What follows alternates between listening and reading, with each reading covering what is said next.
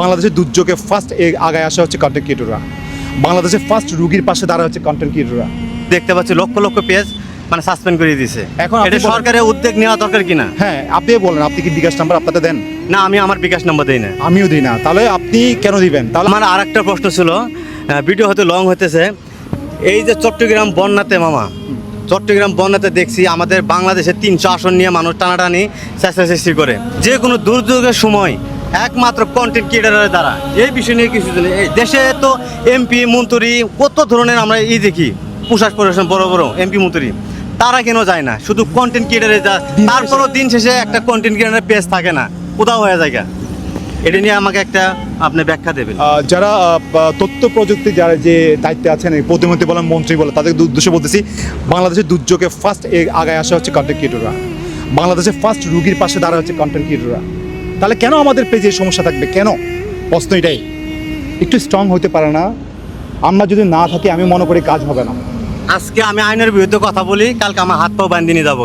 কিন্তু যখন আমরা যখন প্রতিবাদ করি এই ধরনের রুগী চিকিৎসার দায়িত্ব নেই, তখন আমাদের আইডি ভালো থাকে না। কি জন্য? যারা হ্যাকার, যারা আমাদের পেজগুলো নষ্ট করতেছে, বিভিন্ন যারা মানবিক কাজ করতেছে, আমরা ইতিমধ্যে দেখতে পাচ্ছি লক্ষ লক্ষ পেজ মানে সাসপেন্ড করে দিয়েছে। এখন আপনি এটা বলেন- সরকারের উদ্যোগ নেওয়া দরকার কিনা? হ্যাঁ, আপনি বলেন, আপনি কি বিকাশ নাম্বার আপনাদের দেন? না, আমি আমার বিকাশ নম্বর দিই না। আমিও দিই না। তাহলে আপনি কেন দিবেন? তাহলে আরেকজনের ভিডিও চুরি করে আপনি কেন বিকাশ নাম্বার দিয়ে টাকা আত্মসাৎ করবেন? এগুলোর বিরুদ্ধে ব্যবস্থা কেন নিচ্ছেন না? আমরা ধিক্কার জানাই। আমরা যারা কন্টেন্ট ক্রিয়েশন করে, আমরা কিন্তু একদম রেভিনিউ যোদ্ধা। আমরা দেশের বাইরে থেকে টাকা নিয়ে আসি। ওনার পেজ নাই। এখন আপনার পেজের নাম হচ্ছে কি? খোকন মামা খোকন মামা 2.0। সবাই এই পেজটা ফলো দিয়ে রাখবেন। আর পাশাপাশি এই রুগীটা, ওনার বিকাশ নাম্বার, ওনার ব্যাংক ডিটেলস, যে যত পারেন, 10 টাকা থেকে শুরু করে 20 টাকা থেকে শুরু করে যে যত পারেন, আর যে পারবেন না সে দয়া করে এটা শেয়ার করে তামাম বাংলাদেশ ছড়া দিবেন। আপনি কি দেশের উদ্দেশ্যে এবং জাতির উদ্দেশ্যে কিছু বলতে চান? আমরা দেশবাসী কাছে কি চাচ্ছেন এখন?